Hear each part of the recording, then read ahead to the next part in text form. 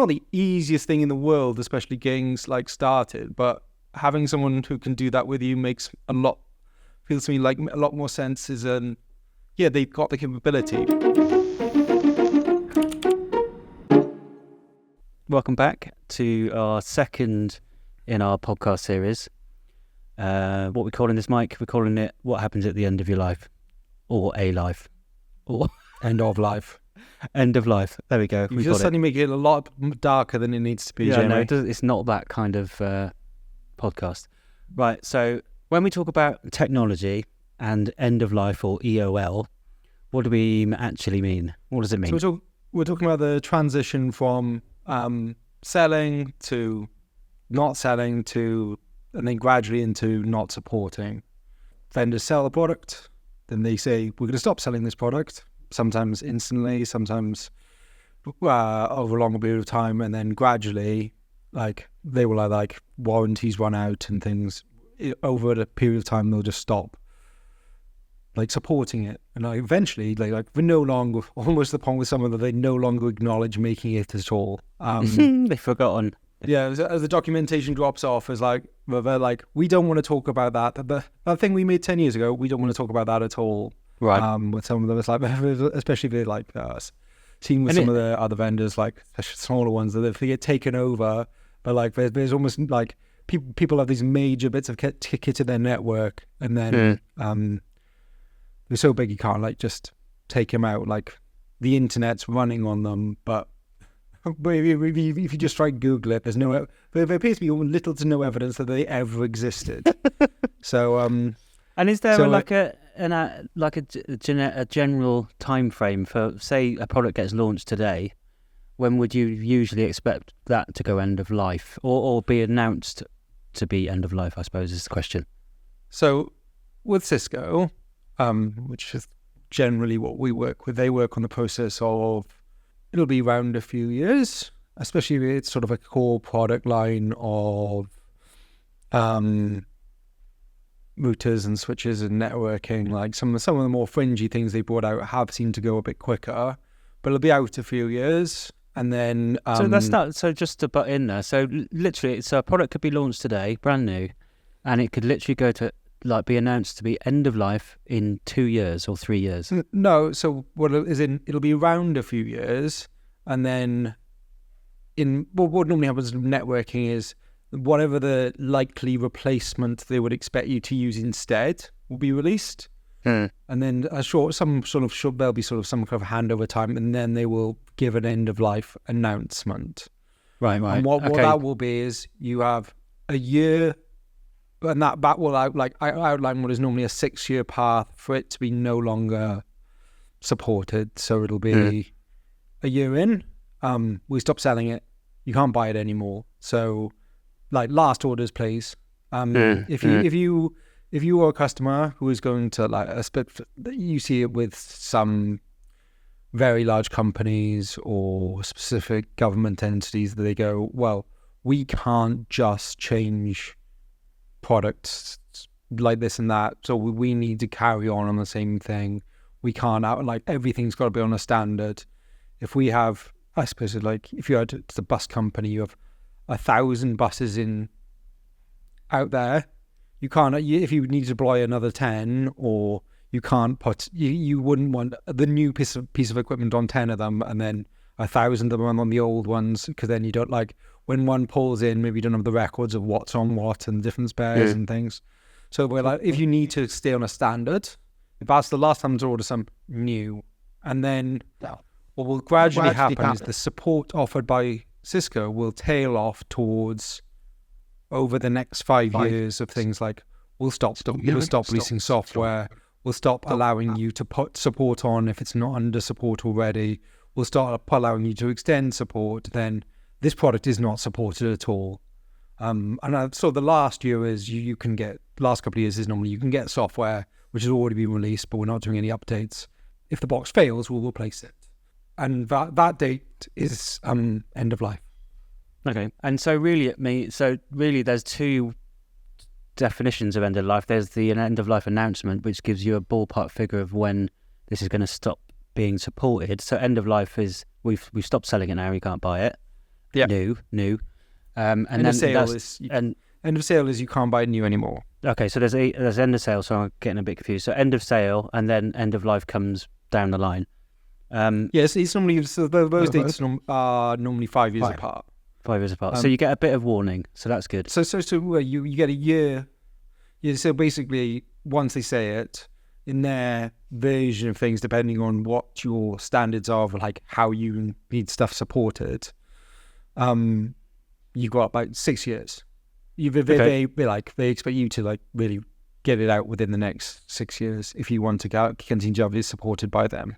Cool. Yeah. What is the difference? And so Cisco Refresh, which is their program for their remanufactured products, is sold from the end of sale date to the end of life date. They will continue to sell within that time. So you cannot buy new in that time. Is that right?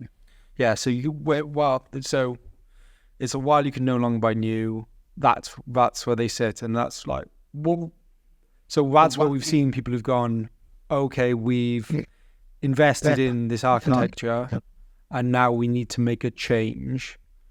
And like, if you want to so I want to make a change, I want to be supported, I want to continue doing all the right things on my network, but if I want to expand this even slightly, if I don't probably get something like Cisco Refresh, and we have to do a full rip and replace, which is not practical, not cost effective, and a massive like waste of equipment.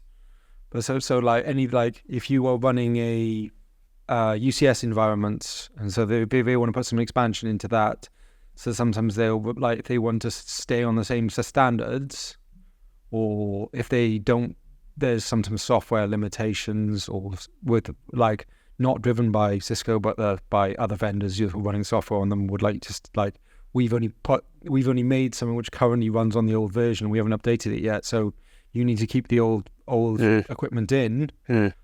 So you can't invest in the new one yet, so get some.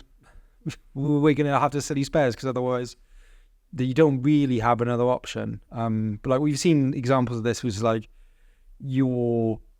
somebody doing what should be a tens of £1,000s piece of work. If they don't do it that way, are looking at hundreds of £1,000s. If they have to go rep and replace it, they're looking at £100,000 a piece of work. Whereas actually the performance in that is very little. So so I guess that kind of leads in. So I was going to ask what are the benefits of not upgrading straight away, i.e. seeing out your grace period kind of thing for the end of life, and keeping your tech going and using it to its maximum utility, and what risks are there? So whenever you need to upgrade your network, it is a large piece of work to be like from anything. So if for every site you visit, you may have to get an engineer there. If you have the skills in-house, the organization of freeing up a person and sending them to all those different sites, depending on the resources you have, to project managing, to downtime, to all those different things, which like the extra costs of doing any kind of project beyond just the sort of investment. And especially if a piece of equipment already works, you like me, was when I like, if you're not being driven by additional requirement for that site. So I've seen people just do things because things are just make upgrades because they've cycled and there's like more products out there. But plenty of people just go, this works. This is working for what I'm doing now. I can leave this in sort of as long as it'll stay for. If you don't have access to any kind of software for it, there are implications of bugs and security risks like later in life. Generally, once something's been released for 5 years plus another 3 years, so it's been in life 5, 6, 7 years before it's gone end of sale, then maybe another 3 years of software that releases that. The last 2 years of life, they're not releasing bug releases, but you're unlikely to need them because basically most of the bugs have been found by that point. Like there are very stable versions of the software running. In terms of like security, that might I think most of the flaws have been found at that point, but people do like to carry on like staying on top of those things. So maybe that's the risk people look at once those sort of security updates have gone, and your inability to get sort of, if you've never held your own spares, not being able to replace it then becomes a bigger problem. But running it to the sort of end of that time frame, not just like sort of going, well, I can't buy any more of the same, I should like take them away now, is sort of doesn't necessarily have any advantages, especially if you know what the equipment in place is working. It's like if the requirement of a site may have always been over provisioned, so you have 100 like megabyte circuit into somewhere which is only ever used like 10. You have the capability for those things, or so we've got wireless coverage in this building which we could cover, which we could comfortably allow 300 people to connect, even though we only ever have about 50 people in here. It's like upgrading it to the next access point series, and like going to Wi-Fi 6 when half the people in the building is like, unless I'm providing them with Wi-Fi 6 capable devices, isn't necessarily going to also see an advantage in that yet.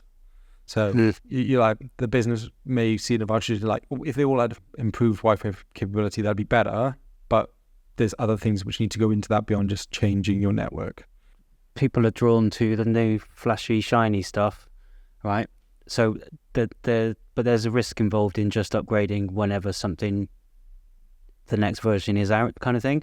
Software compatibility, needing to upgrade other parts that, like you just said, there's all very well getting Wi-Fi 6, but then nothing's connecting to it in that way. So what's the point? So also it's not so much the risk, because most things offer backwards capability. It's more cost, and maybe in some of these cycles, it might be worth trying to skip one. Yeah, to go like, well, if these are good for another 5 years. There's something out now, but in 3 years there might be the next wireless standard or the next product, which might be things, or in 3 years' time, this site might need something different entirely, or that sort of thing. So you can skip a generation, and basically you've saved yourself a massive headache, a lot of downtime. A lot of project management on these things, isn't there? And a lot of cost. If you just keep hold of this stuff, keep it going, miss a generation, and you're in forward planning, basically, isn't it? Yeah, and there is the element that sometimes the new thing doesn't do what the old thing did. There is but if I suppose for Cisco they found we make a box, and less than 1% of people use this feature, or like put this type of card in, or that sort of thing. When the next version comes out, that card might not be used. But if you were in the 1%, like that become whatever the solution to that problem is, might become more difficult for you. But it's not a great example. But imagine like you use DC power in a router, and that was a very low uptake in the product. Maybe in the next version, DC power version won't be released. So you'll have to find a different way. You either have to stick with what you've got, or find a different way to solve that issue, which may be like, we'll have another piece of kit outside the box to allow us to convert, which gets you into like areas you don't really want to be playing in. There's risk involved in that as well, isn't there? So, it's like you don't want to have like if everything used to be done in one box, you don't suddenly want to have to use two boxes. That's totally agree. What's coming to end of life at the moment that we should be thinking about? So there's a migration going on in a number of products. So the ISR 4000 series has recently gone towards the end of last year, and that was I've been at Cisco just over 10 years, and I feel like that came out quite early on when I was joining, and I just remember thinking, this is gonna take over and it was around for quite a while, and it feels like there'd be every site for the last 8 years has had those put in, and now it feels like I've seen thousands of them go through and there'll be like millions of them deployed worldwide, and some people won't be able to just switch over, and they'll have a time period to do so. We do see some of that, but people are still might be sort of compliance testing or product testing what the next thing will be, and then working out exactly sort of like what their version, the exact aligned version of what the next thing will be. And if but this is one of those products where if you were deploying it with certain capabilities, they can't be some of those can't be replicated in the new versions. So you'll have to do it a different way if you haven't opted to like pick up spares. Same with there's UCS, the sort of M5 series, the M5s of the B&Cs. The chassis have gone, and now we're sort of the components have started to leave. I think some of them have CPUs left, which go at the end of the month, the end of April. So that like most of it's already not supportable, not being sold, and then sort of we're in that slide to not supportable now. But people will have made a sort of an investment in that generation. So we've seen people who've gone, okay, we're still doing that, so we need to find a way to add another. We've still got chassis, and we do need to expand them. We've agreed on the standard, so we need to find a way to get another 10 blades, or we're running the C series, and we've product test them for this software, and we've got contracts we need to fulfill, which are going to require us to run that software on that chassis for another 5 years. So try and find them a Cisco Refresh, and that's sort of one of the drivers for them to build product. And sort of ASR sort of 1000s, which are bit of a service provider level product, have also gone. So, and what would be so obviously Cisco Refresh to save the day, keeping your network going, and all that, but which has, obviously that's a benefit for the people using this kit because it enables them to do that, but it must have other benefits, i.e. in terms of sustainability. Yeah, so obviously the environmental impact of using reused kits is significantly less than buying new kit, because it's not being transported as far, the actual building of it is considerably less. Drawing out the raw materials from the ground is so significantly less. You can think about it.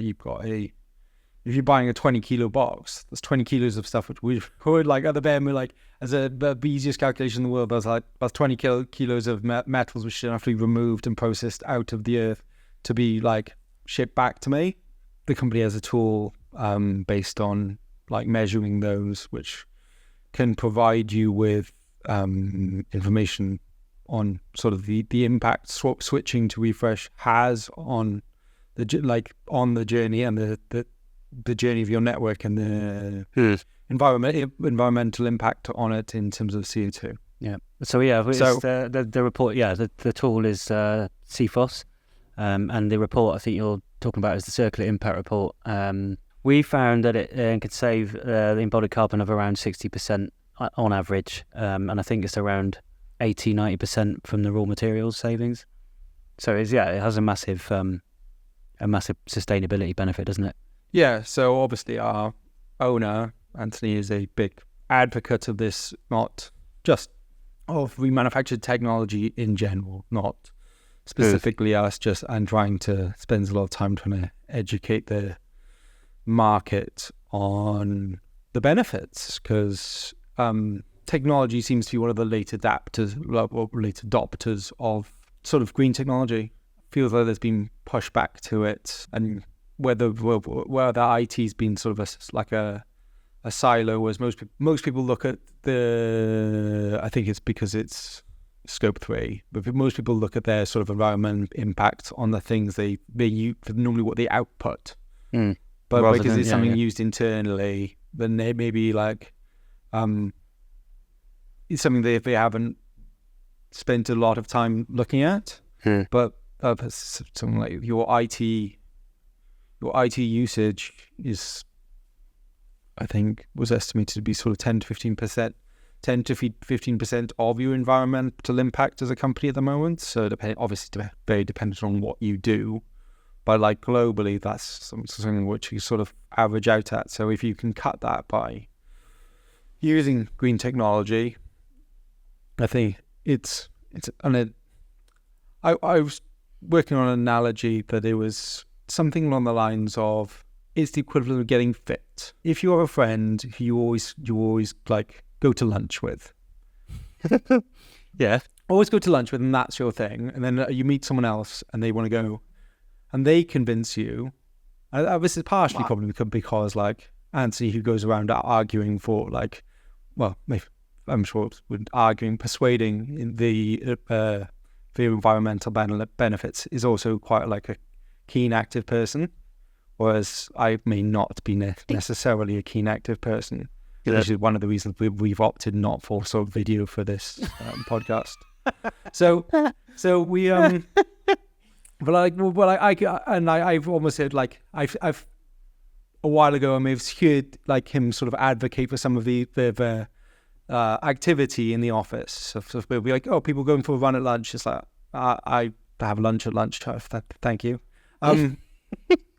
So. Sort of those the balance of those sort of two things of someone you like to lunch with, and then someone who wants to come like get fit. In your normal life, you go on, if you are persuaded by the person to go, I'll get fit, it's better for me, it's better for my life, it's better, like I'm gonna like, it's obviously going for a run is cheaper than going to a restaurant. There's no like there's no surprise there. That if you've opted to that, the person you would naturally choose to do the exercise with would be the person who's convinced you to do the exercise. Mm. You know, they're going to be able to go, like, if you want to go running, they can go running with you. Like, if you're friends with me, like, I have, like, physically, I have, like, in theory, I have the capability to go running. But, like, at every phase, I'm going to try and avoid doing it. And, like, if you want... And if your goal is a 5K or 10K or getting like fit, you want like the person who can go that far with you. Mm. It's like if they can already do that, they can train with you like quite easily. It's like it's not the easiest thing in the world, especially getting like started. But having someone who can do that with you feels to me like a lot more sense. Is they've got the capability, but they've never mentioned it before, and they never like. There's no indication of the thing, and like at the first hurdle, they're gonna give pushback. It's like if it's a little bit wet out, it's a little bit wet out today. It's a little bit cold out today. It's a little bit sunny out today. I think we shouldn't do it. It's like so. That's sort of like my argument to go. If you've been convinced to go look at it, why would you? If you've been convinced that okay, this is what we want to do, why would you follow up with someone else?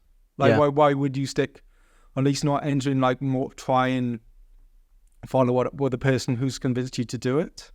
Yeah, totally. Yeah, so basically stick, you found an expert and they can give you all the advice. Like, let's take the running analogy. You find a personal trainer, they give you an hour's induction, they tell you what you need to do, they run your bio, whatever they do, they give you some tips and tricks, and then they give you a plan, maybe, and they say, right, see you next week, and then you say, right, I don't want to do that, I'm going to go and run with my mate Dave.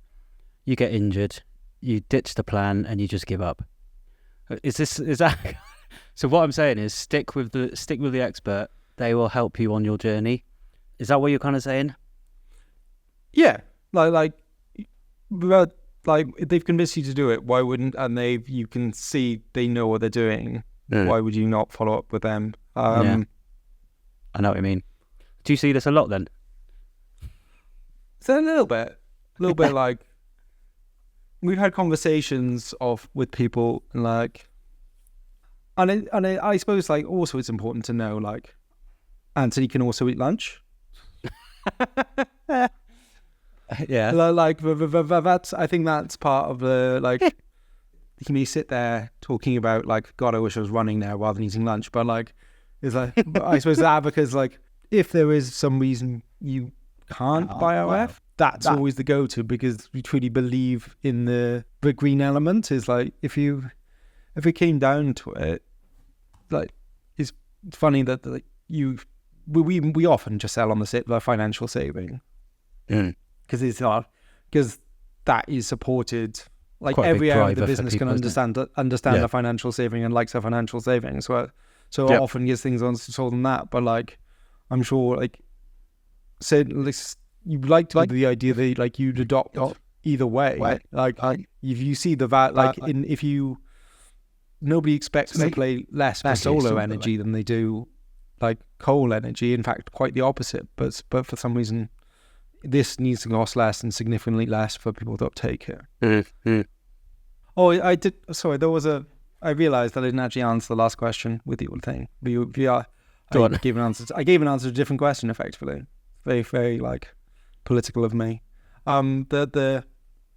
So in regards to people trying with how they normally do things. So a few years ago, and I'm not bitter about this at all.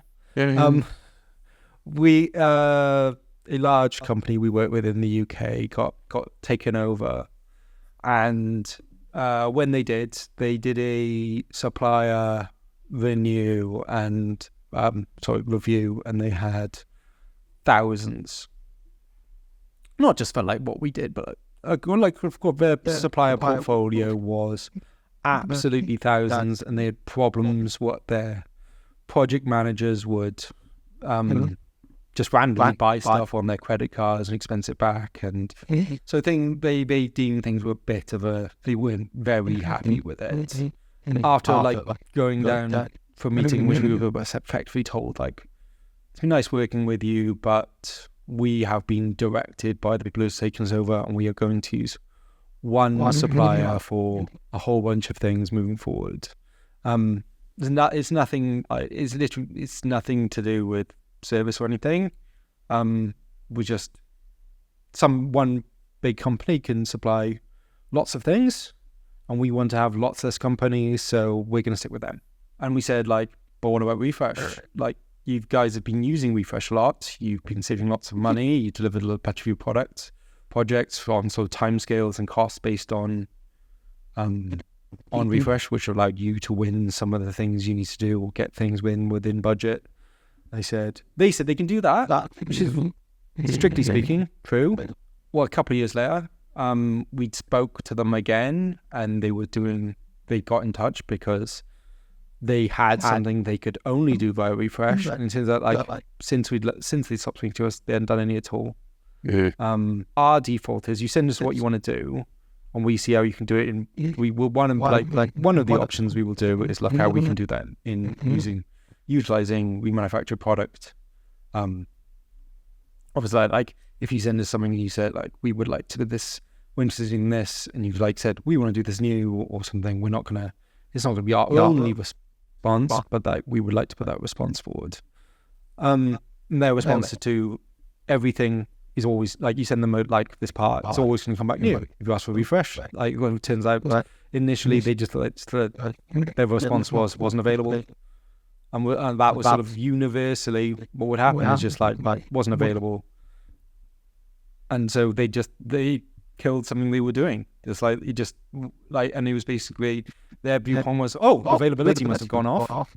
These like it turns out and they were using quite standard products which would have some availability, especially over sort of the longer time frame their projects worked on. Just like gone, they just stopped utilizing it because their supplier had said no. They'd initially said like, we can get some SFPs, and so they'd shown some willing, but after a while it just trailed off and didn't do Cisco Refresh anymore. And it's like sort of, so basically choose the right partner who can actually get the stuff you want. Like, you can be convinced to us to do it, you were still doing it, but they've said we can do that too. And although it's strictly accurate, it's not. You're not going to get those sort of. I would say the main thing you're going to miss out is volume. If you want this to be your primary, like if you're interested in like Refresh being your primary like output, the primary thing you put into your network, like just trying to adopt that from someone who doesn't normally do it is going to be like almost impossible.